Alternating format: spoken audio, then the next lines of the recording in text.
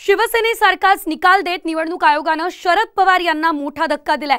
राष्ट्रवादी काँग्रेस हे पक्षाचं नाव आणि घड्याळ हे पक्षचिन्ह गमावण्याची वेळ त्यांच्यावरती आली आहे।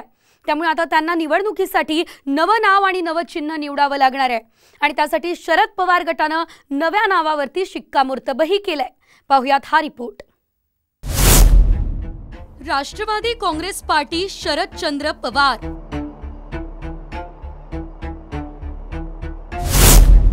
शरद पवार गटाला मिळालं नवं नाव।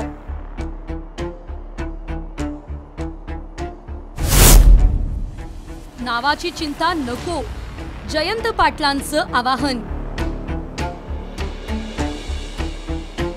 निवडणूक आयोगाने राष्ट्रवादी पक्ष आणि घड्याळ चिन्ह अजित पवार यांना बहाल केलं। त्यामुळे शरद पवार यांना नवं नाव निवडावं लागलंय। शरद पवार गटाने निवडणूक आयोगाला ऑनलाईन पत्र पाठवून 3 नावं दिली होती। त्यातलं राष्ट्रवादी काँग्रेस पार्टी शरदचंद्र पवार असं नाव मिळालंय। 27 तारीख नंतर परत जेव्हा येईल तेव्हा आम्ही आमची जे काही प्रतिक्रिया आम्ही देणार किंवा जिथे आम्हाला काही सूचना करायची असेल, लिखित द्यायची असेल तर आम्ही तेव्हा देऊ।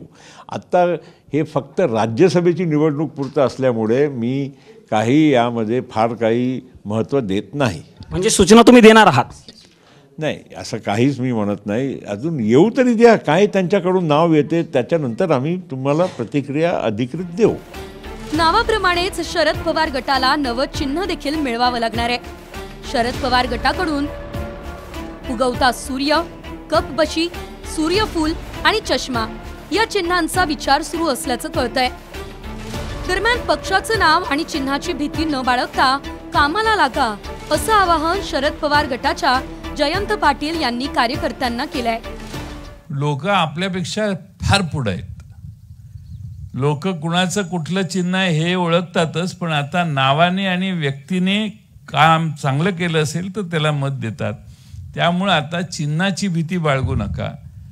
पक्षाचं नाव आणि चिन्ह हे पवारसाहेब ठरवतील, पण आपला नाणं जर खणखणीत असेल तर चिंता करायची गरज नाही। आणि 1968 अंतर्गत निवडणूक आयोग चिन्हाचं वाटप करतं। काही निवडणूक चिन्ह राखीव असतात। राखीव चिन्ह मान्यताप्राप्त राजकीय पक्षाला दिलेलं असतं। राखीव नसलेली चिन्ह मान्यता न मिळालेल्या राजकीय पक्षांना किंवा उमेदवारांना निवडता येतात।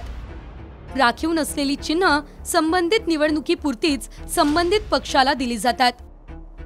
निवडणूक संपताच पक्षाचा त्या चिन्हावरचा हक्क संपुष्टात येतो। शरद पवार गटाला मिळालेलं नाव तात्पुरत्या स्वरूपाचं आहे। पक्षाचं मूळ नाव आणि चिन्ह परत मिळवायचं असेल तर शरद पवार यांना कायदेशीर लढाई लढावी लागणार आहे। पक्षाचं नाव आणि चिन्ह परत मिळवण्यासाठी शरद पवार सुप्रीम कोर्टात याचिका दाखल करू शकतात। तिथे आयोगाच्या निर्णयाला स्थगितीसाठी प्रयत्न करावा लागेल। पण शिवसेनेचं नाव आणि चिन्हासाठी उद्धव ठाकरेंनी केलेल्या याचिकेवर अजून स्थगिती मिळालेली नाही। त्यामुळे पवार सुप्रीम कोर्टात गेल्यास लगेच स्थगिती मिळण्याची शक्यता नाही आहे। शिवसेना पक्ष आणि धनुष्य बाणाचं चिन्ह निवडणूक आयोगानं एकनाथ शिंदे यांना बहाल केलं।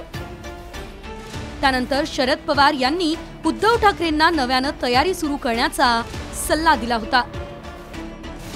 ते म्हणाले होते, निकाल लागल्यानंतर चर्चा करता येत नाही। निकाल स्वीकारायचा, नवीन चिन्ह घ्यायचं, त्याचा काही परिणाम होत नसतो।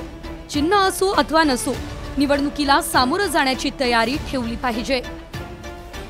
उद्धव ठाकरे यांना सल्ला देणाऱ्या शरद पवारांनी अजित पवार यांनी बंड केलं तेव्हाच संघर्षाची तयारी केली होती। आता नवं नाव आणि नव्या चिन्हापासून त्यांना नव्यानं लढाईला सुरुवात करावी लागणार आहे। ब्युरो रिपोर्ट, साम टीव्ही न्यूज।